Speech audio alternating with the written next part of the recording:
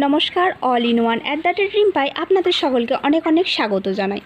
তো আজ আমি যে বিষয়টার উপর ডিপেন্ড করে ভিডিওটা তৈরি করতে চলেছি, তো সেটা শীতকালের জন্য খুবই গুরুত্বপূর্ণ একটা টপিক বলতে পারেন।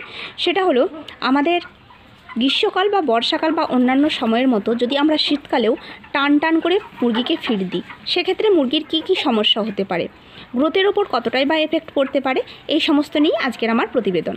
তো প্রথমত একটা কথা বলি, গ্রীষ্মকাল বা অন্যান্য সিজনে মুরগির খাবার খাওয়ার যে টেন্ডেন্সি সেটা অনেকটা কম থাকে। তো যে কারণে আমি বলি মুরগিকে কিছুক্ষণ গ্যাপ দিয়ে দিয়ে ফিডটা খাওয়াতে। কিন্তু শীতকালে মুরগি যেমন এক্সেস খায়, অর্থাৎ যেমন বেশি খায় তেমন গেনও কিন্তু সেই অনুপাতে দেয়। এছাড়াও একটা যে ভুল আমরা করি সেটা হলো গ্রীষ্মকাল বা অন্যান্য সিজনের মতন শীতকালে কিন্তু কখনোই গ্যাপ রেখে রেখে বা অনেকক্ষণ বাদে বাদে ফিড দেওয়াটা ঠিক নয়। অনেকক্ষণ বাদে বাদে যদি ফিড দিই আমরা, তাহলে সেক্ষেত্রে দেখব যে পরিমাণ ফিড মুরগি খাচ্ছে তার থেকে অনেক বেশি পরিমাণ ফিড খেয়ে নিচ্ছে, অথচ মুরগির গেন ঠিকঠাক মতো দিচ্ছে না। অর্থাৎ গ্যাপ দিয়ে দিয়ে যদি ফিড দেওয়া হয়, টান টান করে ফিড দেওয়া হয়, সেক্ষেত্রে মুরগির ফিডটা যেমন বেশি খায় তেমন কিন্তু বেশি ওজন হয় না। তো সেক্ষেত্রে মুরগির এফসিআর অনেক বেড়ে যায়। তো এই বিষয়গুলো আমরা ভাবি যে অন্যান্য সিজনে যেমন আমরা গ্যাপ রেখে রেখে মুরগিকে খাওয়াচ্ছি, সেরকম শীতকালেও গ্যাপ রেখে রেখে অনেকেই খাইয়ে থাকি। তো এই সমস্যাটা আমি অনেকের ফার্মে দেখেছি, তার জন্য এই সমস্যাটার কথা আপনাদেরকে বললাম। আপনারা মুরগিকে সকাল থেকে সন্ধ্যা পর্যন্ত বা বিকাল পর্যন্ত যে পরিমাণ ফিড খাবে সেটা একটা টাইমে দিয়ে দেবেন, আবার বিকালের পর 4টার পর থেকে আবার সারা রাত একদম ভোর পর্যন্ত যে পরিমাণ ফিড খাবে আবার সেই পরিমাণ ফিড দিয়ে দেবেন। তো এইভাবে দুবারে আপনারা পুরোপুরিভাবে ফিডার ভর্তি করে ফিড দিতে পারেন। যদি অল্প অল্প করে ফিড দেন সেক্ষেত্রে ফিড কিন্তু অনেক বেশি খাবে, কনজিউম অনেক বেশি দেখাবে, কিন্তু গ্রোথ কিন্তু বেশি দেখাবে না।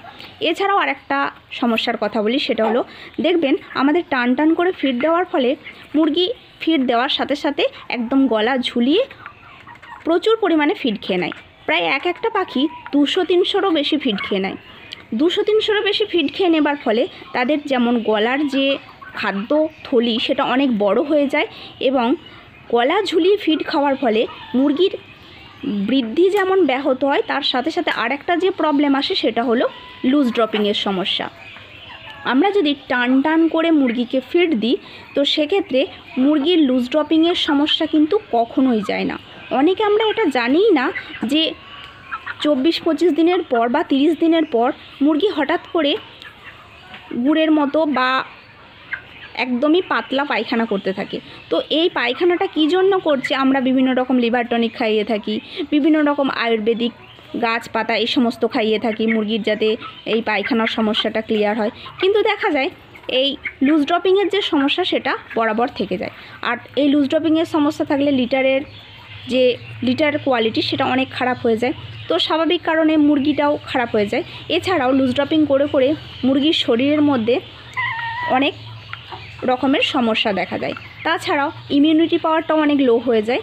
তো এর জন্য আমি বলবো যে শীতকালে কখনোই গ্যাপ রেখে রেখে ফিড দেবেন না।